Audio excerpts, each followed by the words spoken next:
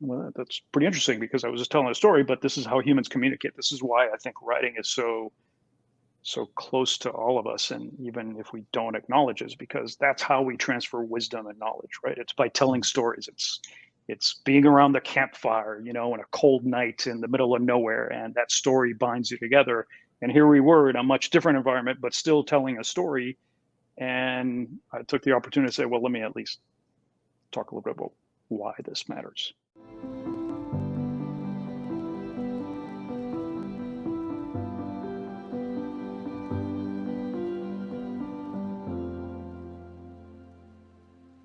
Hello, friends. My name is Steve, and I'm here today with Noel Zamot, author of The Archer's Thread. Noel, thanks for joining me today. Thanks, Steve. It's great to be here. Really Yeah, appreciate it. of course. Thanks for accepting the invitation and making some time. I know you're busy, so I appreciate you taking the time to chat. Absolutely. But we do what we must for fellow mountain bikers. So Exactly. I do have lots of mountain biking questions for you to come. So awesome. I don't have very many friends who mountain bike, so whenever I find someone who does, I have to harass them with a bunch of questions and No, that war was stories. it's true. And when I saw your bio and I looked at you were a writer and a booktuber who mountain biked, I thought this was we are destined to meet. So Yeah. hopefully it won't be in virtual world solely, and at some point we can meet on the trail. Yeah, that was one of my questions is, when can we go for a ride? That'd be fun. So, Let's go. yeah, Continental for sure. Divide route. Let's go.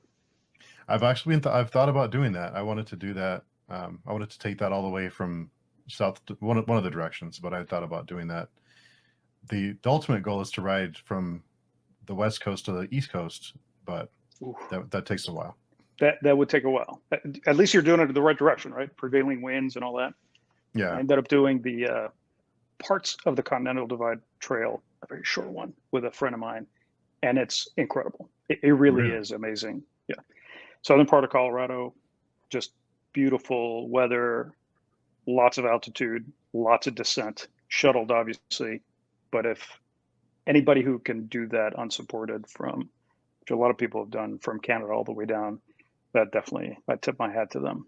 But the route is just stunningly, desolately beautiful. So highly recommend it. Oh no, no. That's going to move up my list now.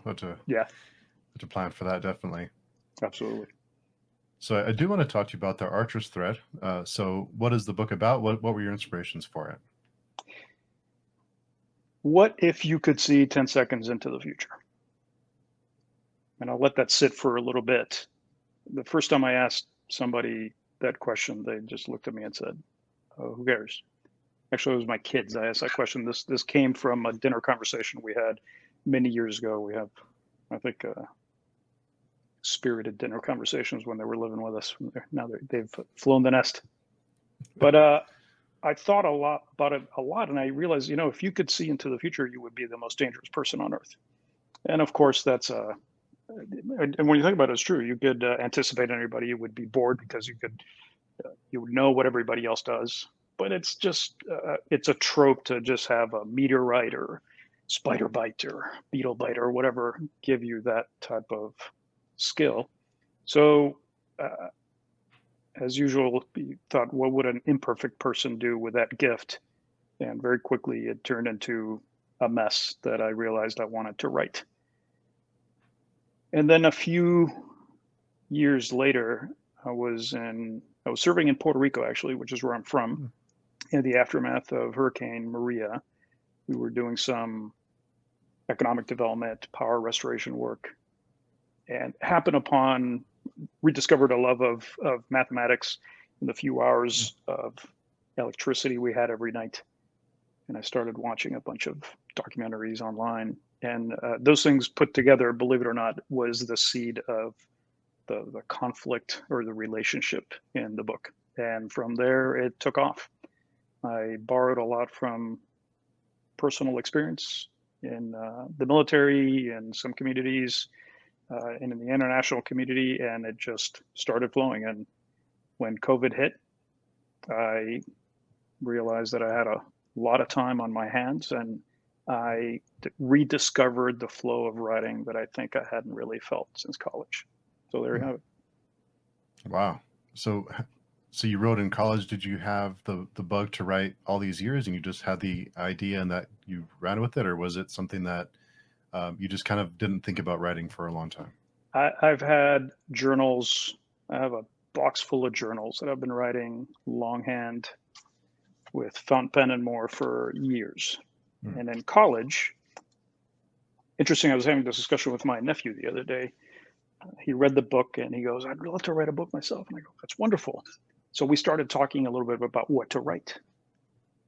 And I told him a story. When I was in college, I was taking a junior level class in fiction, but it was more lit fic, literary fiction. And I produced what can arguably be the worst piece of writing that humanity has seen in the last 200 years. It was absolutely horrid. Back in the days when teachers would write comments in red ink and I could barely see the font because of all the red ink on the page. And it was horrific. Thank goodness it was the first assignment for that class. So I quickly transferred. And the one class that I could get into was a class on science fiction writing, led by Mm. a certain Joe Haldeman, who wrote this little book called The Forever War. You may have heard about it, won the Hugo, the Nebula. He is the man, the myth, the legend. And I realized about 2 weeks into that class that when you write about something that you are passionate about, suddenly words come out. So write Mm. about what you love, not about what somebody assigned to you. And my greatest feat to that point in writing was that I did well enough in the class that Joe Haldeman selected about 6 students to actually take an invitation only course the following year. And actually, I think this was my senior year. I'm sorry. So I got into Joe Haldeman's class by invitation only because of the quality of writing, which at that point I considered really the high water of my life. Unfortunately, I couldn't go because I had a date to go to graduate school and afterwards to go to flight school for the Air Force. And for decades, that remained the greatest regret of Mm. my artistic side. And just recently, I reconnected with him. So we'll see where that goes. Oh, so you have reconnected then? I did. I actually was looking in my paperwork and I found the little paperwork where he printed out a little very funny cartoon of a fish and it was a Jaws riff and dun dun dun dun and the names of all the students that he'd selected and he was the big shark that was going to come and make our lives miserable for the next semester and said congratulations, you were one of 6 people or whatever selected for the next year's course. And I knew I couldn't go. I told him, but I kept that piece of paper. I think I've lost everything else from college, from university, but I kept that piece of paper and I found Mm. it and I found the last thing he graded. And I said, Mr. Haldeman, I don't know if you remember me, but I was your student. I won't tell you how many years ago. And he was extremely gracious and said, I'd love to reconnect. So we're in the business of trying to do that. Be safe Wow, with COVID and everything. that's awesome. So So what are your plans to when you do reconnect? What's the plan? what What's do on you? the I agenda? have no idea. That's a great question. What do you tell a guy who's won everything? Who is immortal in the world of science fiction? Uh, I even told him. I said I haven't had a chance to read everything you've written. I've read, but everything I've read, I love. And as a matter of fact, that you pattern yourself on your mentors and those who really impacted you. So I'm sure that somewhere in my writing, he's going to go, wait a second, I remember that. But I don't know what to do. It's. I think I'll be a complete goofball. It seems so improper and presumptuous to take any of my writing and say, "Here, thank you." I'd just like to listen to him and see how his life was been. I remember this is a million years ago, but I wrote a story about a lot of the assignments were very short stories, and in that amount of time, you're supposed to develop a character, develop a world, develop a conflict, develop a scheme, an order, a structure of that civilization. I thought the assignments were wonderful, and I remember one that I wrote, and it was a futuristic version of the Tour de France where people on this team are riding, but they've been genetically enhanced. This is predated the doping years and the doping scandals and all that. But they were so genetically enhanced that they're going at speeds, human powered speeds, that if you fall, you're essentially dead. And the 5 pages I developed that this guy, a veteran on the team, is taking a pull on the front. You know how it is when you draft on a bike, and some kid takes a huge fall. And, there's sparks and screaming in the headpiece and in the earpiece and the whole 9 yards. And he doesn't know until he gets to the end, and the kid's all right, but blah, blah, blah. And it was just a short piece. And I remember he sort of jokingly afterwards, because, you're going to get a good marks on this one because you discovered. And it turns out that Joe Haldeman is an avid cyclist, and he has been for years, decades. Him and his wife do a lot of riding whenever they're up at MIT, which is where we met, or down in Gainesville, which is where he resides the rest of the time. And I had no idea. So, but as they say in flying, rather be lucky than good. Yeah. Well, that's great. That's great to hear. That's a good story about being able to reconnect is the best part, because Yes. the odds of that are probably pretty slim, I would guess. I think they are, especially with somebody who's that not only talented but well regarded. The man must get a lot of spam and a lot of crazy requests from a lot of people. So I just feel very humbled that he took the time to answer a crazy email from a long lost student. Wow, that's great. Pretty fun. That's awesome. So have you planned on any questions to ask him, or any tips, or? I think it's one of those where I'll answer that with another story. Okay. This has nothing to do with anything, but it's I think the threads will connect, so to speak. Some time ago, did you ever watch Man of Steel, the movie? Yes. Okay. So Man of Steel, part of it was filmed at Edwards Air Force Base, where we were stationed when I was, I think it was my last flying assignment. And they were filming the movie. That would happen often, because I don't know if you've ever been there, but it looks like a Martian base in the middle of nowhere. It's in the middle of the desert. It's on this massive dry lake bed, and you drive for 18 miles through the desert. There's absolutely nothing. And then all of a sudden, ta-da, you're here.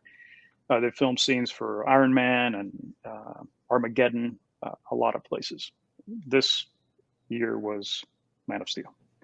And we were allowed to sit in one of the airplanes that's used as a prop to view a take where Henry Cavill, playing Superman, is doing something, and we had to be very quiet. We could move around, they sort of edited out the windows and all that. But Amy Adams, Lois Lane, came out and wanted to meet the people. Very gracious, wonderful person. And she said, thank you. She just wanted to thank everybody for allowing us to shoot on a base. We're there at, actually our job is to make their job easy. This is, we took a little bit of time out of our daily flying operations. There's an office in the Air Force that essentially coordinates with Hollywood, which is pretty interesting, to make sure that things are accurate and well presented and all that. They just want it to be correct. And she was just very gracious, wanted to say thanks to everybody. And I had a coin from our unit, which is a pretty significant thing to give somebody a coin.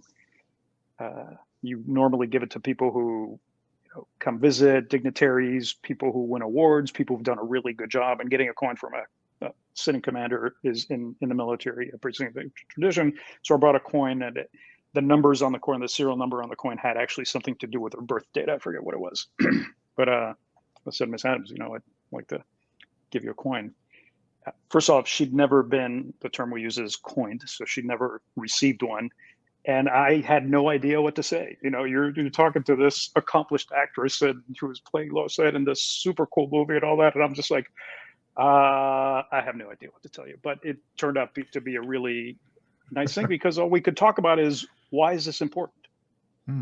What is this little round metal object that you have, and why is it such a big deal? And I explained to her, and she was really interested in finding out. And that devolved into a discussion on a quick discussion because she had to go, but her agent was there, her binders, and she's like, "Wow, this is really interesting. Tell me about all these traditions that you guys have." And the long answer is, what am I going to talk to Joe Haldeman about? I have no idea. Maybe I'll give him a coin or I'll show him something, but I'm more interested in where the conversation goes, what he'll have to say, what is in his mind that he may think is at all interesting about this crazy life that we've let apart for 30 years and now we're reconnected at different stages in our life.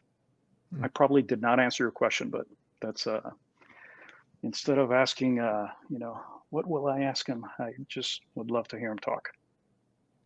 No, that's a great answer. That's pretty much my mindset is going into things like this. Is just I just want to hear my, whoever I'm talking to, I want to hear them talk, and they're interesting. So and those moments you can turn into teaching moments, and you did teach in the Air Force at the test pilot school. So I know you have some experience of teaching, and those teaching moments, I think not everyone recognizes those moments that you can turn into a moment that you can teach someone something. So that's I think those are important moments that you should take advantage of. Yeah, absolutely true. Absolutely true. It was it reminds me actually of a funny story about flying when I was at called TPS, the test pilot school. Everything's an acronym in the military. So if I say an acronym, stop me right there and say, what does that mean?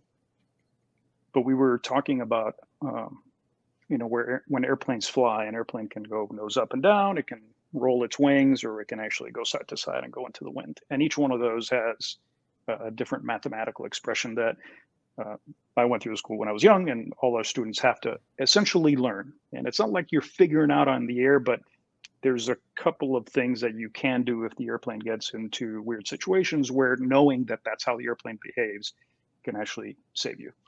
And I remember going, I believe in the concept of leadership by walking around. So I made it a point to not be in my office and walk around the building, go to the flight line, see people in the jets, see people. The test pilot school is, I always told people, it's kind of like being the dean of an engineering school, the commander of a fighter squadron, and the owner of a monster garage, all in one, because you're doing those things on a daily basis.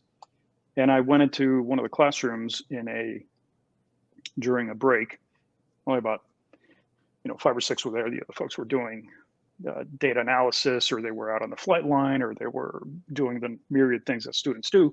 And we started talking about this situation that I had right after I came out of the school many years prior, and how we got out of it. And at the end, I realized that the audience had doubled in size. And well, that's pretty interesting, because I was just telling a story, but this is how humans communicate. This is why I think writing is so close to all of us, and even if we don't acknowledge it, because that's how we transfer wisdom and knowledge, right? It's by telling stories. It's being around the campfire, in a cold night in the middle of nowhere, and that story binds you together. And here we were in a much different environment, but still telling a story. And I took the opportunity to say, well, let me at least talk a little bit about why this matters. And I explained in terms of something I'm not going to get into, but it's called stability derivatives. It's a why it is that these motions of the aircraft were unexpected at the time and what we did about it. And it was really interesting because the bell rang, people are going back, and one of the guys literally grabs me by the flight suit as we're leaving, and he says, "Can you come back and tell us more stories?" And I was a little shocked. I was like, you're trying to butter me up, it's like I'm the old man and you're trying to just be nice. And he said, no, actually, everybody was like enjoying that. This is why we're here. It's not to learn a bunch of math and maneuvers, and it's to learn why this matters. And I always remember that. Your comment about the teaching moment, I think, is very appropriate. And it's because I always think of the why. Why is it that we're telling these stories? What's the why behind it? And once you understand that, or maybe discover it, then I think wonderful things come out. It's a great point. It's a really good point. Never thought of it that way, but that's very true. Yeah. And I'm always curious with science fiction, especially, seems like a genre to write in that there's a lot of rules and a lot of things that you have to consider going into the story to not, kind of cheat. Because I think in stories with time or time manipulation or time travel, there's a lot of ways you can kind of skirt by your own rules. So were there certain rules that you put into the story that you wouldn't break? That's a great question. I just found out that what I wrote, which I call a thriller, some people would actually call soft science fiction, which at the time I thought, well, what do you mean? And I think what it meant is that the technology and the science is not the protagonist. I think in hard science fiction, the extrapolation of something that is possible, physically possible by the laws of physics, is really the hallmark of hard science fiction. And the characters and story may take a back seat to that. They're part of the tableau, but they're not the lead part. In soft science fiction, apparently, it's the character's arc is primary, and then you just use, it's kind of like magical realism. There's artifacts in the story that you sort of make up. On mine, I made it a point, and that's actually an arc in the 3 books. There is absolutely nothing in the books that is not possible now. The only Mm. jump is that it would be whatever that skill is actually present in a human being. But for example, you have a cell phone, right? So you can predict the weather tomorrow. You can also get many apps that'll tell you what the stock price of anything is going to be in a day or so within some error. You have a phone that'll tell you what the traffic is going to be somewhere in a couple of minutes from now. Uh, we have that. We have airplanes that have autopilots that can basically guide you through turbulence or what have you. So all these things exist. They exist on your phone right now. The only thing I did was basically say, what if a human could have that? And there's a scene in the book where 2 of the supporting characters find out why this guy has a skill. So it turns out that it's not magical. It's not it's not some artifact. It's something that could actually be pretty reasonable. And I even cite current works. Thinking Fast and Slow by Danny Kahneman, who won the Nobel Prize in economics, of all things, is actually part of how this guy, the protagonist, Simon Lines, can actually see 10 seconds into the future. And it turns out that little tiny change really affects everything else. Hmm. Isn't it amazing that we have in our pockets what used to be in whole rooms full of, just computers wall to wall, and now we just put it in our pocket and carry it around? Isn't it amazing? It is amazing, and it is terrifying. And that's actually a big theme in the rest of the books. There's one of the antagonist. There's a scene in the book where he starts talking about, he looked at his phone and he went, people don't know this, but this is the most efficient manipulation machine that has been ever created by human hands or human thought. And the ease by which we can find out what anybody on the globe is doing is horrifying. And that's actually a big part of how the lead character in this book and in the 2 subsequent ones get into significant trouble, and how the antagonist essentially hunts him down. There is really, unfortunately, nothing in my books that is not possible, that is impossible through current technology. And the more I research, particularly for the second one, where you start making you have the hero's arc for each volume, but you also have the hero's journey for the entirety of the arc. And that's where I'm at right now, book 2. And much to my surprise and terror, I realized that the horror stories that I was envisioning for my characters to overcome are essentially what some computer scientists and artificial intelligence researchers are expecting in the next 5 years, which means I better hurry up and publish this book before it becomes historic. Yeah. Yeah, that Insane. is terrifying. Yeah, it is. And do you see that trend? Because I think we've come so far with technology that can we ever walk it back? Would people be willing to give up the conveniences that we have with technology to walk that back? That's a really good question. I think the answer that I'm finding in the research is probably not. Hmm. You know, um, a great example that a lot of people give is a car, for example.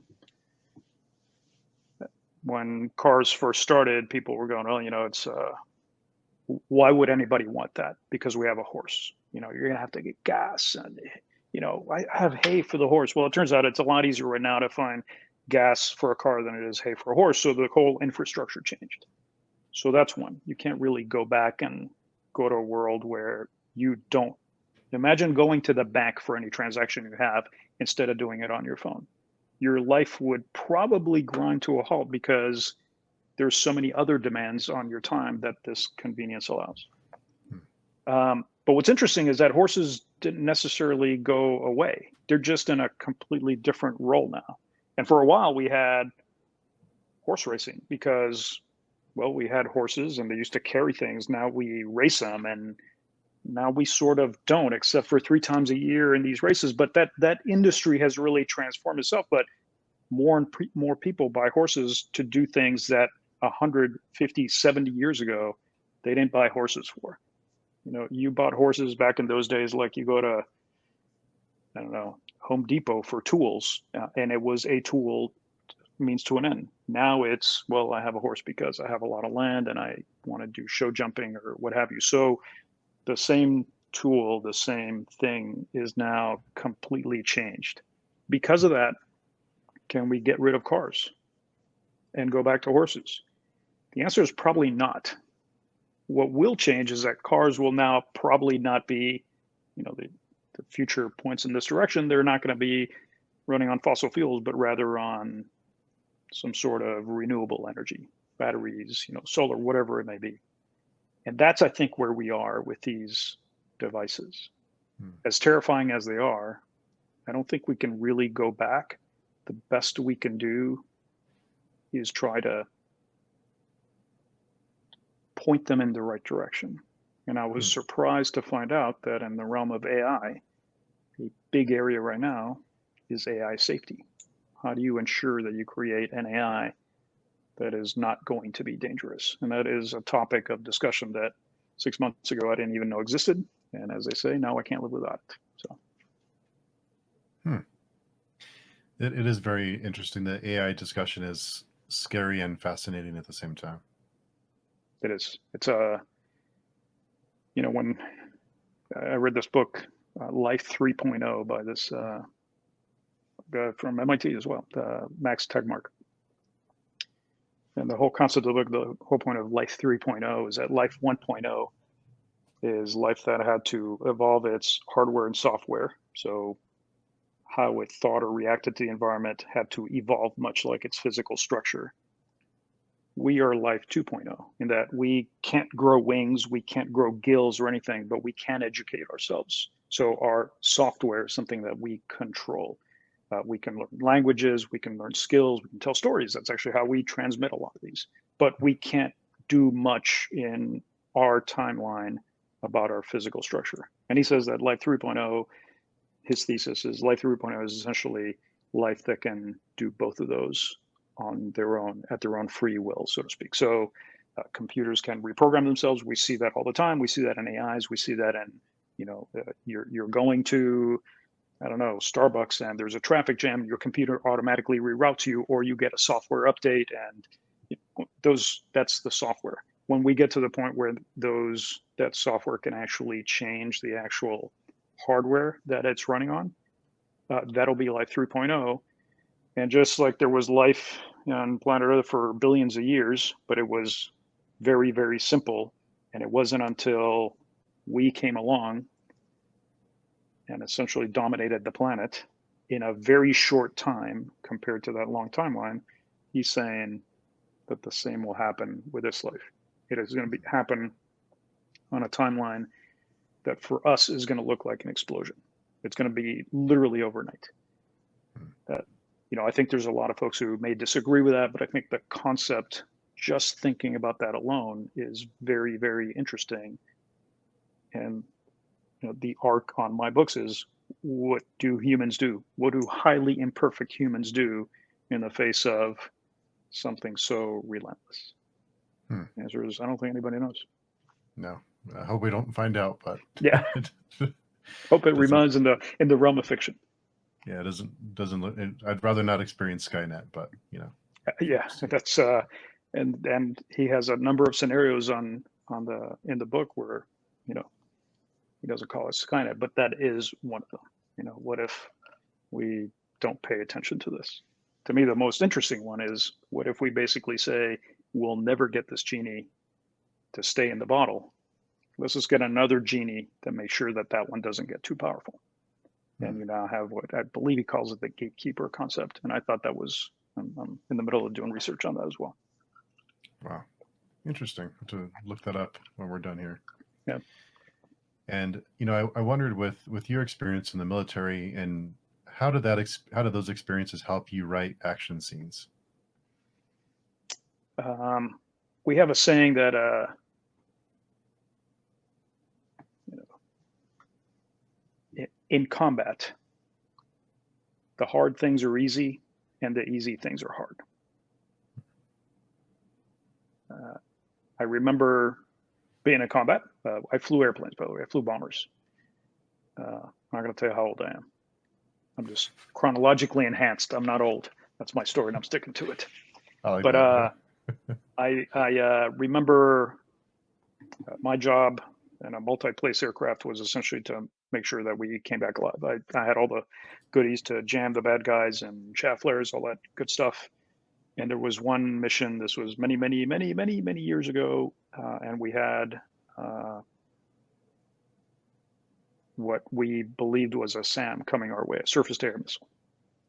The thing locked on us, and there's only one thing to do at that time, and the computers take care of a lot of the things, but you can actually select the right type and quantity and program and sequence of expendables to hide the airplane. And I will forever remember this, because the distance from my hand to the panel that had the button was about a foot. And it took a year for my hand to move that distance. And it was just insane how slow everything gets. That was an easy thing that became very, very hard. There was another time when we were jumped by a bad guy, and we had to come up with an alternate target and a way to get away from them without a lot of our systems working. Won't go into too much of the story. And we essentially replanned a mission, went low altitude, and evaded two guys in probably 180 seconds. Wow. And it was all completely based on training. And that's one where the hard things are easy. So that experience, the question was, how did that influence the writing? I have been in other situations where the terror of, bullets whizzing by, or the terror of not knowing what's behind the next corner, but you're sweating, your heart is pumping, you can barely see through the tunnel vision that you have, really prevents you from really considering much of it. And things that appear very obvious are sometimes just very hard to address. But somehow you always remember something that was just blasted into your brain through training. And the last scene, one of the last scenes in the book, is a shootout. And I had a couple of readers come back and say, that was terrifying. I was reading through that and I could not stop. And they actually asked me a couple of questions. Oh, that was on that page. It says, oh, I completely went past it because I was so engrossed with getting to the end. I had to know. And a couple of them said, I thought it was great that he got hurt during the scene, that the main character, spoiler alert, he survives, because there's a book too, but how he survives is not necessarily pretty. And what he realizes he has to do to survive if people were not shooting at him, would be pretty easy to figure out. But it's something that in the middle of blinding pain and terror and all that, you really can't. And I just wrote that, it just came out when I was writing it. It was, you're in flow when you're writing something good. This one was I just emptying my soul of, trying to remember all these terrifying times that I was just convinced that I was not going to come back. And it was well received. Yeah, and it's it's one of the greatest accolades I can get from a reader. Somebody says, how did you do that? How did you, the few thoughts that he had were so difficult to come through. But I realized that if I was in that same situation, that's what would happen. And, that was very gratifying to hear that feedback. It almost sounds like what some people would describe as like a runner's high when you're writing, or when you're doing when you're in the middle of something, you find your flow and It's flow. It is flow. Yeah. And flow is I heard somebody define flow as that state of mind where you completely lose track. You are actually unable to focus on or conceive of time passing. So you just exist. There's no TikTok. There's no nothing. It's just you are in this. And I've experienced that writing this book and writing the second one. I remember one time my wife was gone. She was flying for the airlines at the time, and it was me and the dog. And I stood up to write a page, and I looked up, and it was 3 hours later, and I was writing at our kitchen, standing up for 3 hours, and I had no idea how much time had passed. And I think most people would go, "You poor guy, that must suck." But in reality, I remember it distinctly because I had no idea. I was just so engrossed in the story and in the act of writing, that creative outlet. And I think many writers know what that feels like, and that's what keeps them coming back. That's those are those special moments, that like those natural highs almost. Absolutely. And a lot of the reviews I've read for the book, a lot of them are, I couldn't put it down. It was, my heart was pounding. I lost a lot of sleep reading this book. And with a thriller, with a book like this, I think timing is really important to have the timing right for books like this. So are there certain things that you do to get that timing, that pacing down to keep the reader engaged throughout the story? That's a great question. A couple of things, and they come not necessarily from a conscious, this is what the book says about writing books, but rather how you think and how you would imagine a reader would be engaged. So the first one is, I will not be accused of writing literary fiction. My descriptions are Spartan.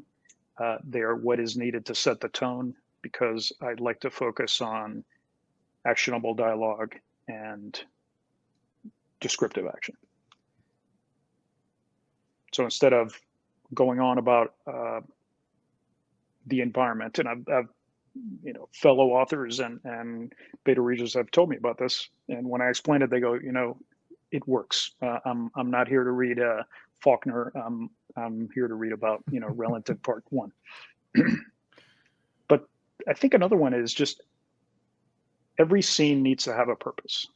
You don't need to tell the reader what that purpose is, but every scene needs to have a purpose. I think if you keep that in mind, you know that every scene has a beginning, a middle, and an end. Every scene has its own either tiny bit of conflict or tiny bit of resolution. And you try to write it so that the end has another question. There's one scene where the understudy, you later found out, is an understudy of the main character. They finally find out where he is, and the scene ends with her basically high-fiving everybody on the team, going into the bathroom in the hotel that they're all staying at, locking the door and crying. And I had a lot of people come up and said, especially when I was doling the book out, to beta readers a chapter at a time, and I was working, and probably not the best way to do on the fly editing, but hey, and people were just coming back and said, "You can't do this to me." What do you mean? He says, I want to know why. And I thought, I said, that's really, that's it. You know, that's, if you end each scene with, I want to know why this happened, you're probably keeping that pot boiling and the reader engaged. And I think we owe it to the reader to want to come back and say, okay, I can't put this down. I need to know the resolution to that question, that conflict, that thread. And with beta readers, what questions do you ask them? What type of feedback are you looking for from beta readers? I will tell you that I have yet to fully appreciate, take advantage of is a terrible term. I have yet to fully realize the potential of beta readers.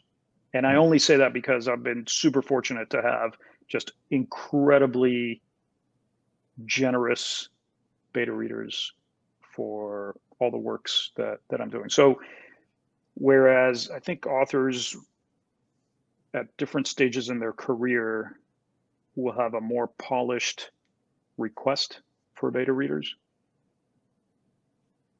I'm usually asking for almost like an early developmental edit look.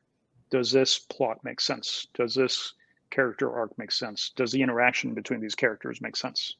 I can worry about the dialogue later, about some of the descriptions, about some of the specifics on the plot, but does this story as a whole make sense? And that has been, I can tell you, the books are far better than far better than they would have been had I not included the insight and wisdom of these fellow writers in the book. One silly one, this lady that we're in the same writers group right now, we review each other's writing, and she says, hey, I'd love to read the first part of your new book. So with much trepidation, I said, this is not yet done, but here's the first third, it's 3 acts. Here's act 1. She went through it. She had a lot of good comments, and she asked me one question that I had not thought about at all. And it had to do with, would these two people know each other? And I just went, oh my goodness, that's a BFO, a blinding flash of the obvious. I cannot believe I missed that. But it would have been horrifying to send that out into the wild to an editor who goes, really, dude? I mean, come on, this is like, elementary stuff. And to have somebody that has that, the skill and the talent to see that gap in your storyline in a really very preliminary work, I think is just the very definition of talent. So I'm super thankful for him. Oh, wow. And for someone who's just getting started with their writing career or want to get a book published, if they came to you for advice, or if someone has already come to you for advice, what advice would you give them? That's a great question. Somebody asked me that a couple of months ago, and I basically said, just open that laptop, open that notebook, and start writing. And if you don't know what to write about the very act of writing. I forget who said this, but I just read it. Said, to actually get to something good, you have to let the gates flow. You have to just start writing for something good to come out. You can't say, I'm going to sit here and wait until I have this brilliant idea, and then I'm going to pick up the pen or the keyboard and start going. No, just go. And I have to remind myself of that, because that's sort of how this all started.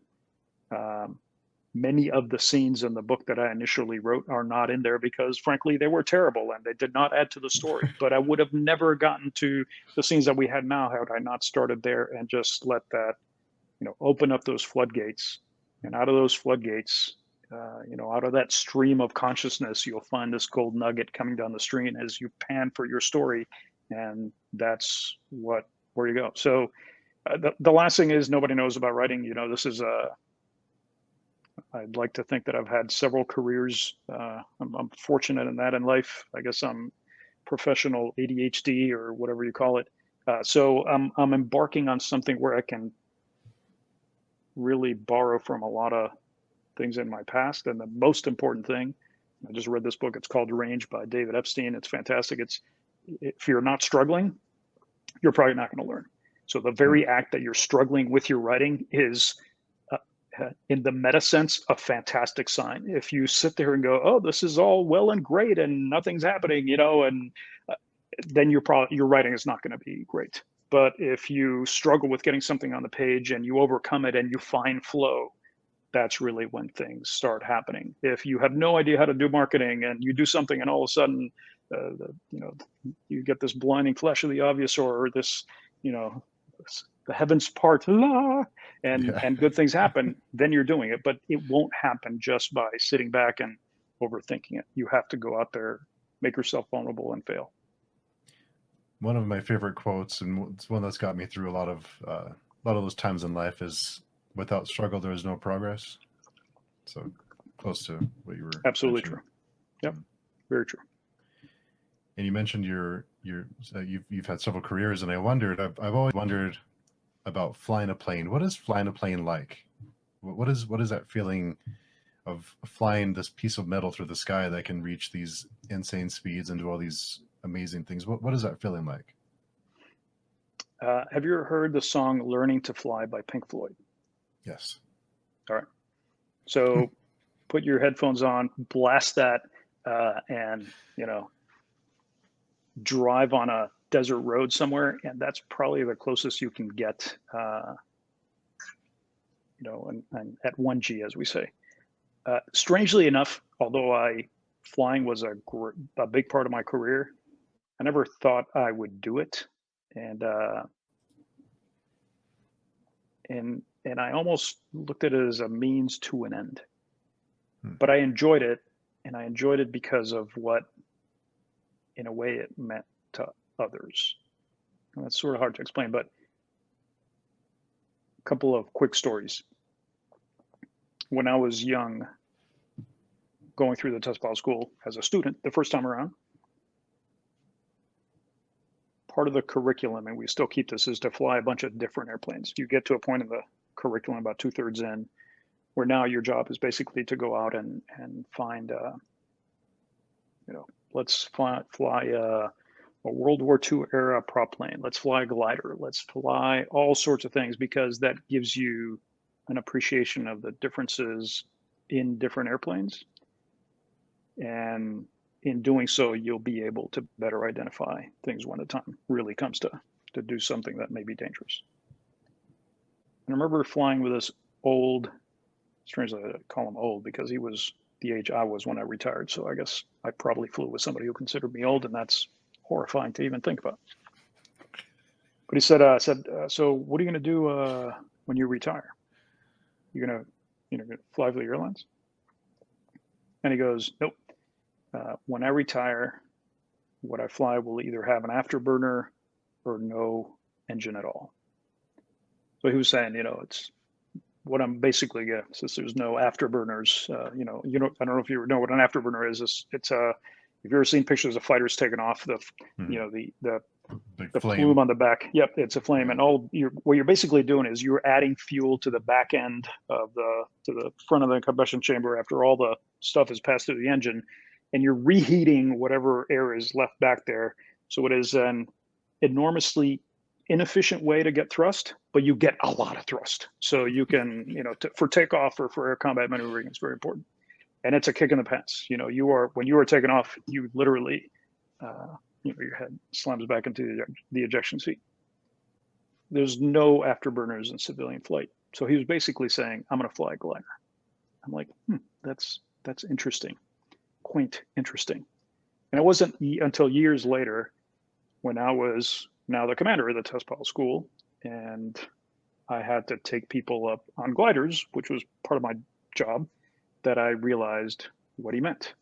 And there was one memorable time where there's several test pilot schools on the planet, 2 in the US, Air Force and Navy, and then there's a British one and a French one.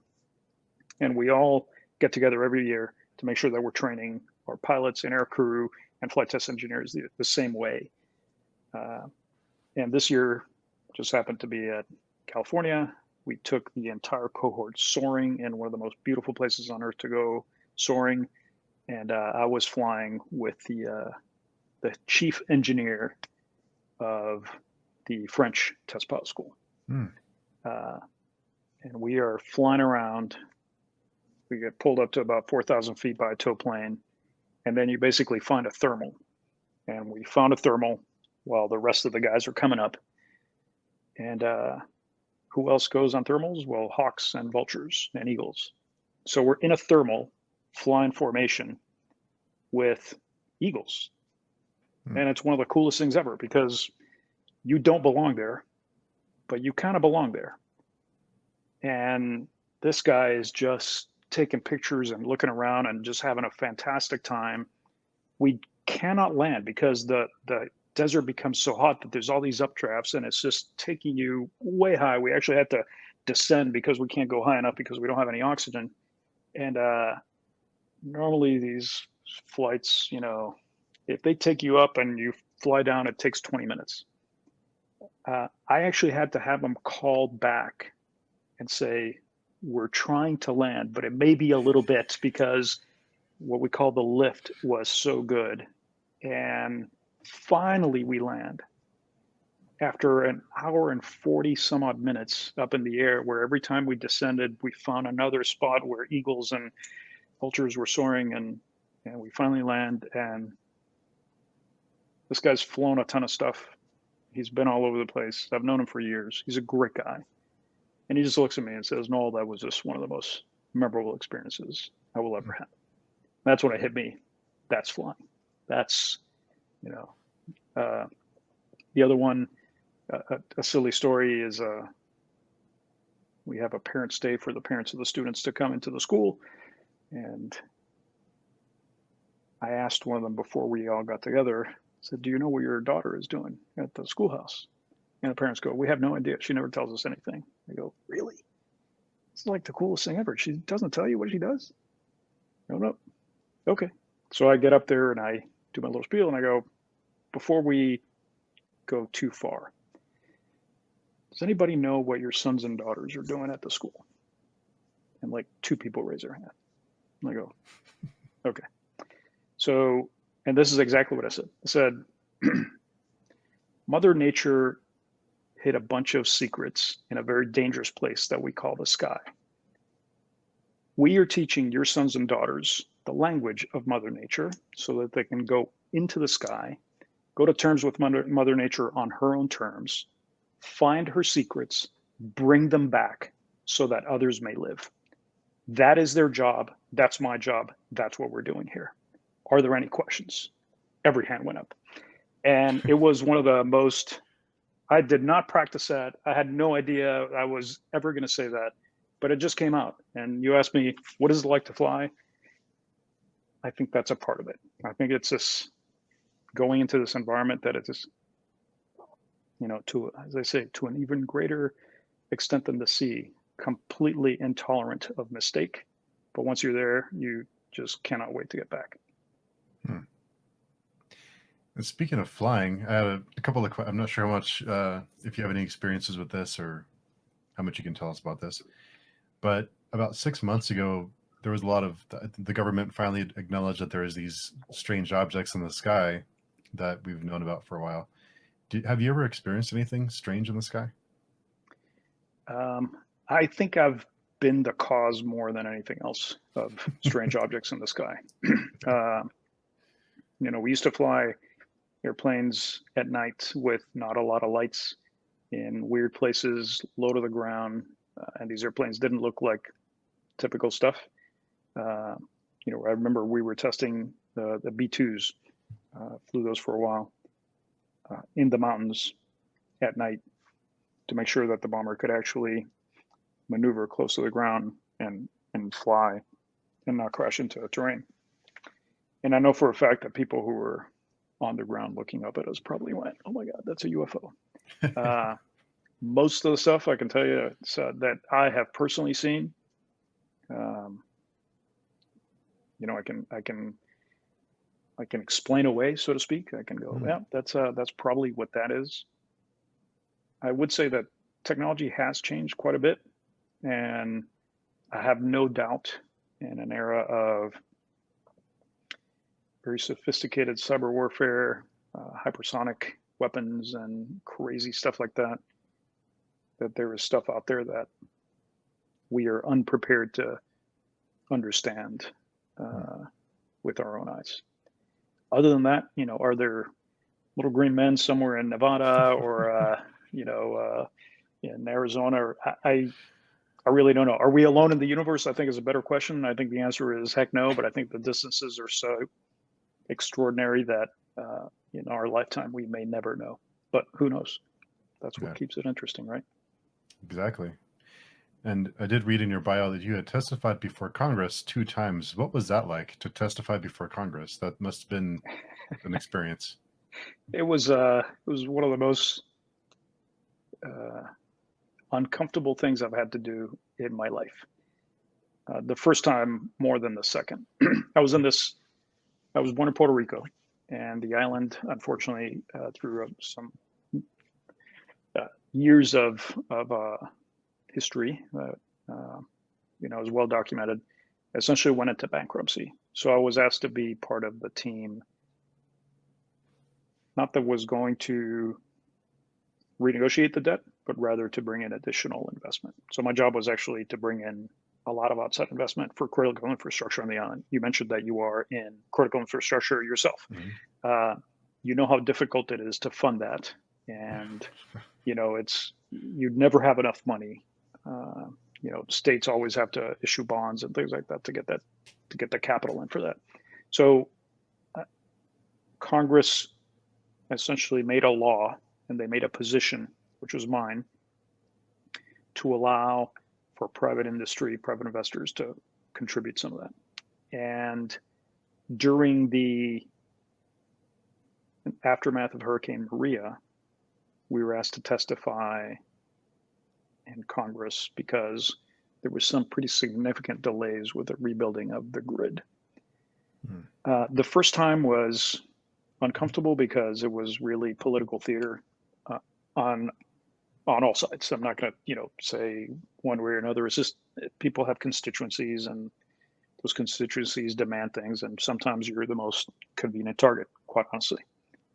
The second one was a lot more interesting because by that point I had left public service, but I was still working to allow some processes to help the island out without going into too much detail. And I was asked to come back, but this time as a private citizen who had essentially taken a peek behind the curtain of what was really going on. And that second one was fascinating.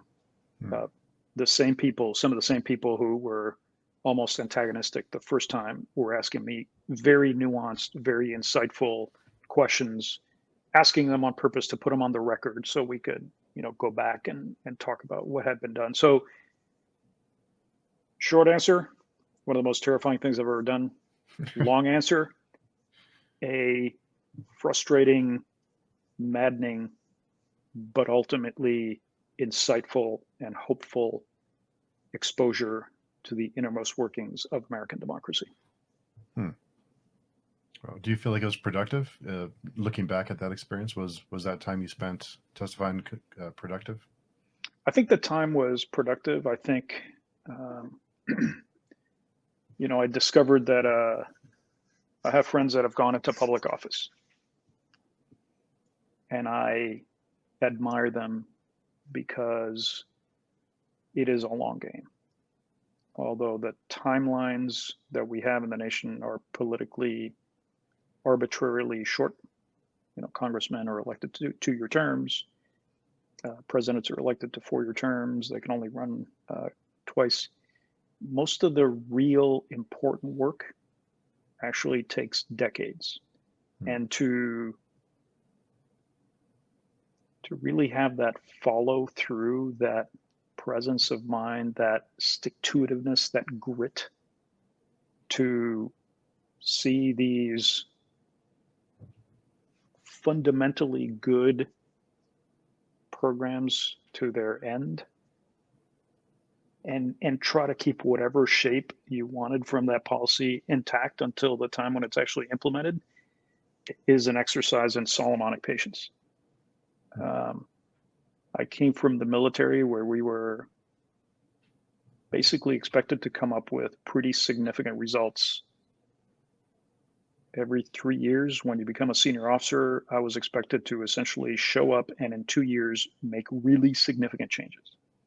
And in 2 years, you're basically 6 months to learn the job. You only have about a year to figure out what's going on, and then you spend the last 6 setting up for your successor. So you really only have about 18 months of real meaty time to get stuff done. And that timeline was really incompatible with the timeline that is necessary for, and I'm not going to say political success, because that's reeks of political party, but policy, civic success. I don't know if that makes sense. Yeah, it does. Yeah, especially with government. Well, I've worked for the government now, but everything takes time. It's a big, slow-moving giant that nothing happens quickly. So it must be really frustrating. Yep. Yeah.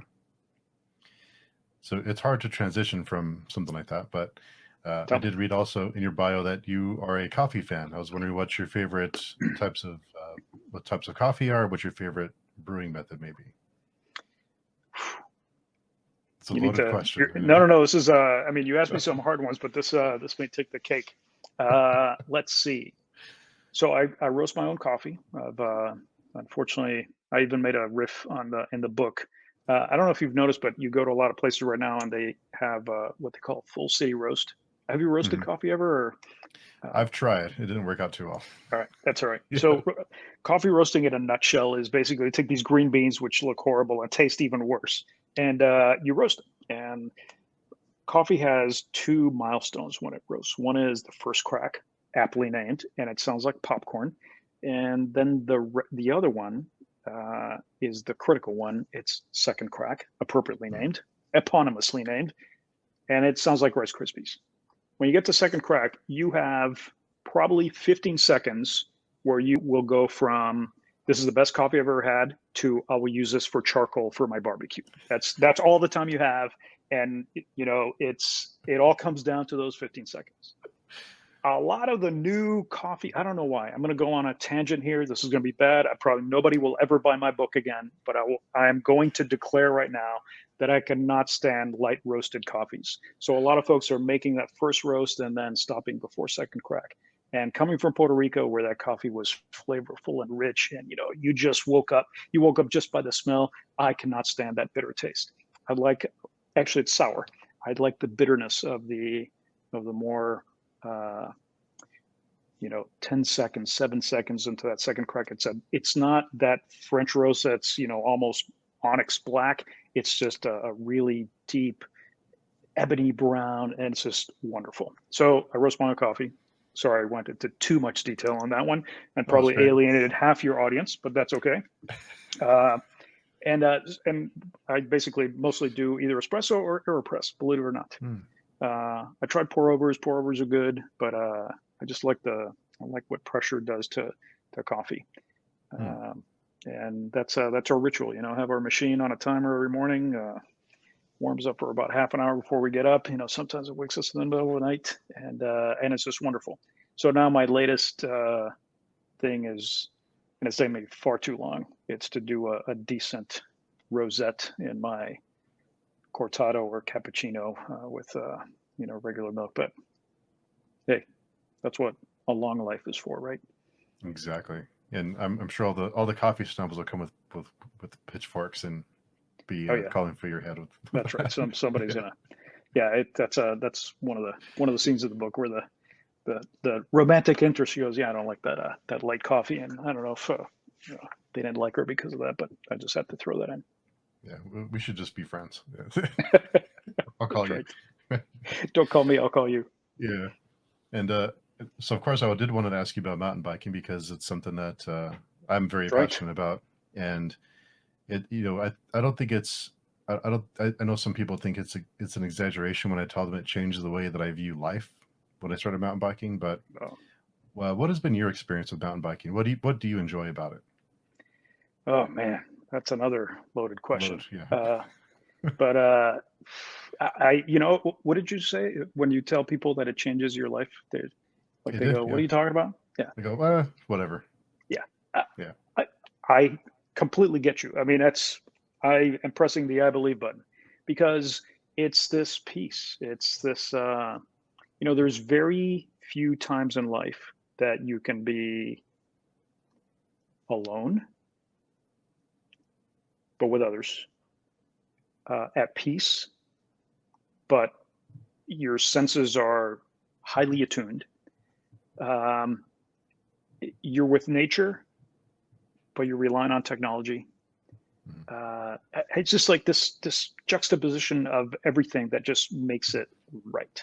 When you are out there on a trail in the middle of nowhere, and you got there under your own power, and you get to see the grandeur that's out there, and then you have to you're in the planet's playground, right? I mean, that's what trails are. They're, it's version 1.0 of roller coasters. It's your endorphin machine. It's hard to comprehend, and it's funny because we live in Florida now, which is people go, oh my goodness, you poor guy. It's just you're not into water sports. You like mountain biking. What are you doing in Florida? But it turns out that in the Tampa area where we are, there's actually some world class mountain biking. Hmm. People correct me. They say it's off road biking. We make our very regular pilgrimage up to North Carolina and northern Georgia to go mountain biking. Our son now lives in Colorado Springs, which is where we used to live. We've gone out there, and and one of the things that I marvel at is that every day is different. You go out, you can go up morning and afternoon, and the trail is different. You can go on a cold day or a Mhm. warm day, and the trail is different. You can go where it's super dry or after a rain, and the trail is different. Depending on your mindset, the trail is different. You Yeah. can go out for a day where you're going, I want to go fast. I want to set a PR on, Strava, or I just want to leave all the electronics at home and try to get lost. And you'll have a wonderful day. So I just don't know of any other human activity that can come close. I don't know. How do you feel about it? That's a great, I don't know if I could top that, but I think what it's taught me is to take risks and to get out for me to Yes. get out of my comfort zone and to push myself. Yes. And the rewards, and I've had my share of injuries and falls and spills and cactuses and things like that, Yep. but I've learned from all those experiences, and it's made me more likely to take risks, not only in the trail but in just in life, the things I wouldn't have tried before because of getting out of that comfort zone and pushing yourself, and just knowing you can, just believing you can do something that you wouldn't think you could do, weeks I, ago. I think that is so true. So you're going to laugh at this because you've probably been in this situation, but I was on a trail. We actually, a lot of times when we travel, we pass by Tallahassee of all places. And there's this little place called Tom Brown Park, which nobody outside of Tallahassee knows. But it's this very pretty urban park that has all sorts of activities. It actually has, it's a blue trail, but it's a really fun urban trail. And one of the northern reaches of the trail actually goes through these old concrete structures, and they actually have some, I'm going to call them drops and some black diamond features, so to speak. Nothing great, nothing huge, but a couple of pretty big drops, some ramps, things like that. And last time I was there, I hadn't been there in probably a year and a half. They changed a lot of the area. They cleaned out this area where you're coming on this little spiny ridge. You take a left, and there's this drop, probably a 5 foot drop from what Mm. apparently was like a concrete retaining wall into a trail. But it's kind of like this weird left-hand turn, so you don't have all the speed coming in to actually do the manual off it, and you're just basically going, well, I'm going to a 5 foot hole. Let's cross our fingers or maybe not do it. And I remember the first time I did it, I went, oh, gee, I got to get down because I'm old and they don't make my parts anymore, blah, blah, blah, and all the excuses that you normally had. And I went, just like you were saying, you know what? I'm going to learn to take this risk. So I walked back. I figured out my speed. And then I said, there's a saying in Spanish, "De tripas corazón." Yeah.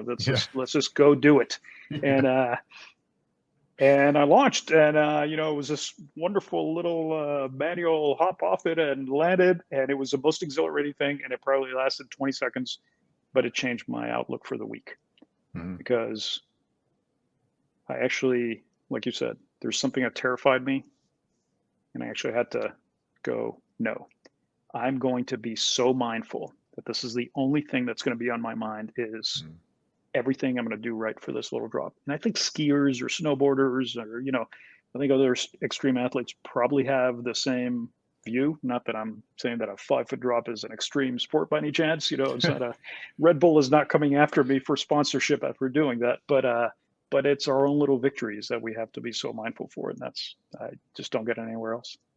Yeah, it's a great feeling, and then there's a for me just learning the sport and body position and how to bend and how to lean and all those and you start putting all those little things together, and it when you accomplish things like that, it's you feel like wow, it took a while, but I've made that drop, or I took that trail without walking, or I Yes, went up this absolutely. hill without walking, and so Absolutely. So I got to ask you know, the big question, clips or flats?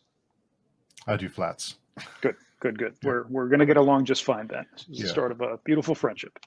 That's I can't yeah, imagine. Yeah, I can't imagine being clipped into a bike because I've had my share of oh crap, I have to get off this bike in 0.5 seconds or I might die. So I don't want to have that extra step of unclipping and yeah. jumping off for my life. So I I started off, I mean, years ago when we first started off in clips, SPD, clipless pedals, you know, and about 5 years ago, ended up we were living in Boston, took this very steep, rocky climb, and I had a pebble stuck in my shoe.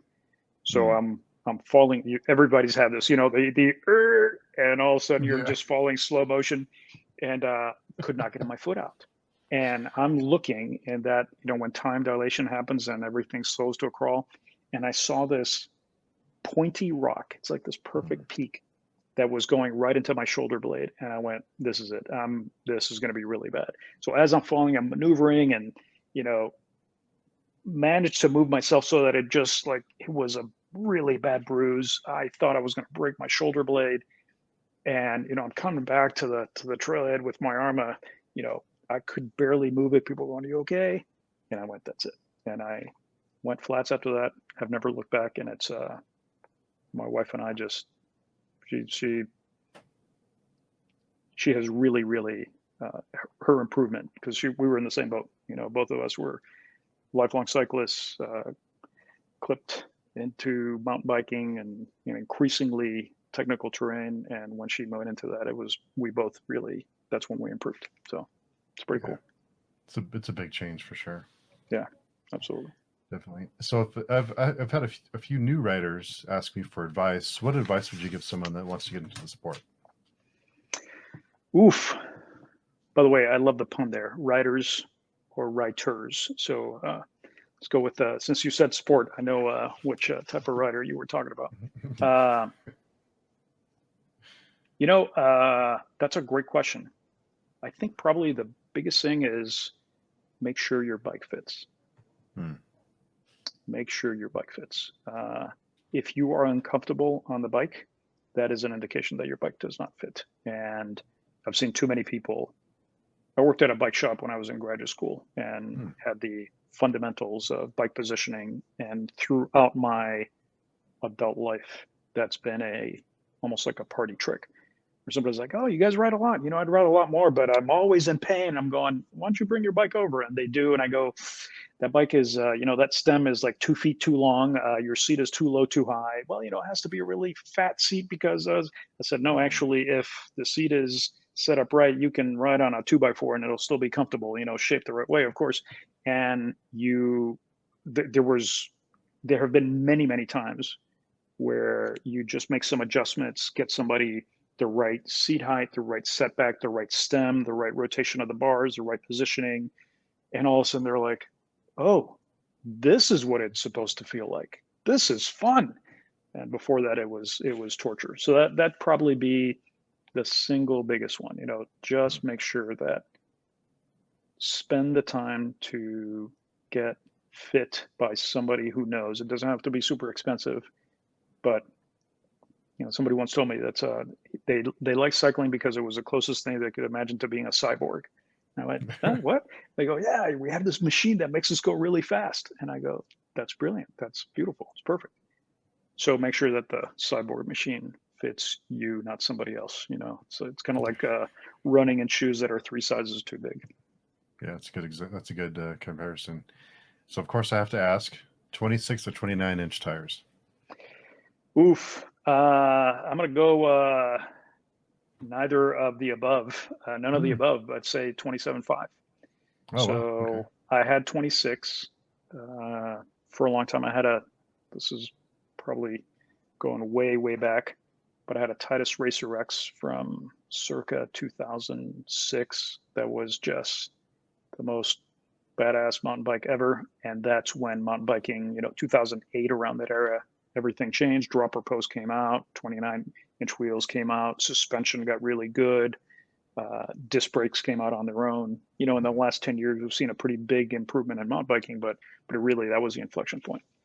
So I rode that for a long time, probably longer than I needed to. And at the time when I went to 29-inch bikes, I kind of sat in the middle of the bike instead of on top of it. And it wasn't bad, but I wanted to do something different. So I don't know if you've gone on the Plus bandwagon yet, the plus size tires, but there was so that's what I had, 27.5 plus. So I read 2.8s, 27.5, about 130 millimeters travel in the back, 140 in the front. And that I find for my size is the sweet spot. If I were about, 2 inches higher in elevation, I'd probably go with a 29er because they roll beautifully. They're fast. But I like that these tires, that size, I can just make every mistake and the bike is just very forgiving. What are you riding?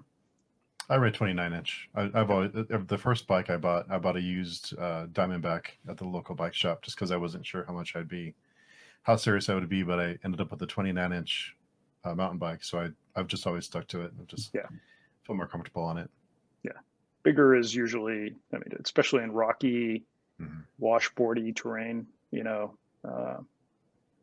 get a lot of dry trails out there and a lot of gravelly dirt, that decomposed granite on top of clay. I would imagine that's so a nice meaty tire on a 29-inch probably does wonders for you.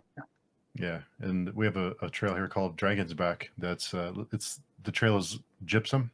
It's like that chalky. Oh wow! Pillowy, Holy cow! And so that places like that, I feel a lot more comfortable going there. Yeah. Yes, I think the big part is whatever tire size you choose is to me the pressure is the last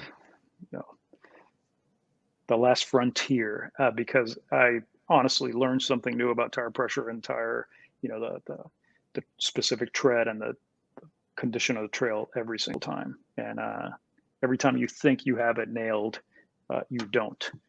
So that's that's with a road bike, you can kind of set your pressure and leave it because the tarmac is always the same. But on a mountain bike, it's how you set up your suspension and how it changes per ride. One thing that I learned, which, if you have any other cyclists on the podcast, they'll laugh at, but I realized that I needed to change my suspension settings for different trail, make it faster or slower. And once I learned to be comfortable with that, then all of a sudden I'm like, wow, this is why people really love this hairy downhill that I was terrified at beforehand. Now I understand why. So it is definitely a learning process, and I'm still learning all that. Tire pressure, it's more for me. It's more about feeling. Like I have to get going a little bit before I can make adjustments. So it's a lot of tweaks, and like I said, as soon as you think you have it figured out, you realize you have no idea what you're doing. So correct.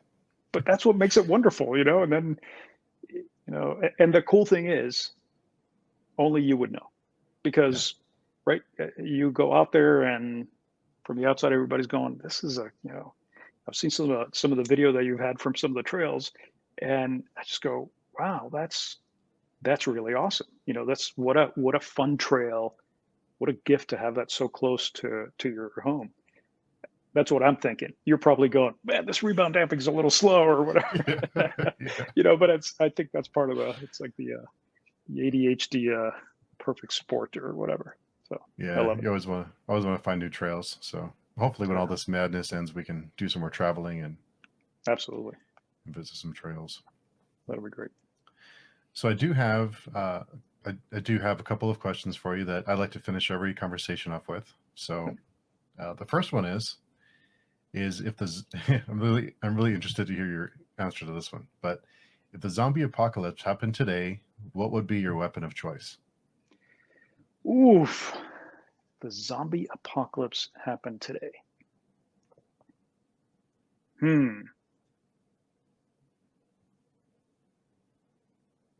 I'm going to go with a McLeod.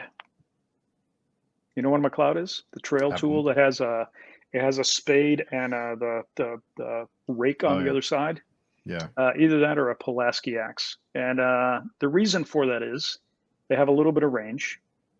Unfortunately, they're what I would have to call a melee weapon in the D&D parlance. And I would have said an M4, which is essentially the new military version of the M16. But I believe that ammo will be hard to come by in a Mhm. zombie apocalypse. So it would be difficult to do. So as far as a melee weapon, I'd go with Pulaski or McLeod just because 6 feet of reach, you can probably get going. If it's a 1v1, I could probably do okay with a slow moving zombie. If it's 1v many, I'd probably just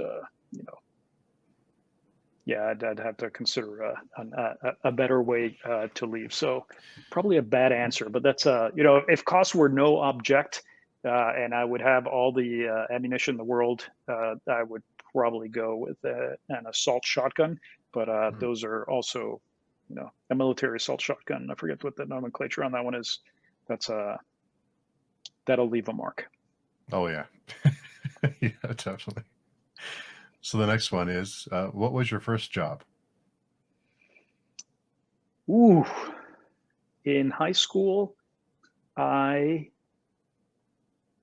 was I worked in a hospital in Hmm. records, believe it or not. Uh, that was my first high school job. Was not a great one. I did it only for a summer, 2 summers. In college, I did everything from washing dishes in the cafeteria to tutoring. Hmm. But my best early job was being a bike mechanic. Hmm. And that was, you get to meet more crazy people. I guess there's a lot of jobs that you get to meet crazy people, but at least in those days, University of Michigan grad school, uh, winter and summer, and shop in a basement, you got to meet some really interesting characters. And it was a time when Greg LeMond and everybody else was, they were superstars, and there was this, you couldn't get news from on the sport on the internet like we do today. So there was this mystique about it, and it was this mystique coupled with this old world charm, and it was just one of the coolest jobs that I've ever had. And strangely Hmm. enough, it's one of the most practical things I've ever had because we've been on a bunch of bike trips and bike rides, and insane mechanicals happen, and I can Hmm. go, I have just the tool, I have a spoon or an Allen wrench, and I can fix that. And you can do enough to just get you back to the trail, and people think you're a MacGyver somehow. So that's a cheat answer, but I'm going to go with that one. Yeah, getting back to the trailhead can be when you're in the middle of nowhere and something happens like that. I just want to get back. I just Oh want to yeah, get back absolutely, there before the sun goes down. It turns absolutely. into a big deal. So the next question I have is when I try and ask every guest is, was there a question that I should have asked? Hmm.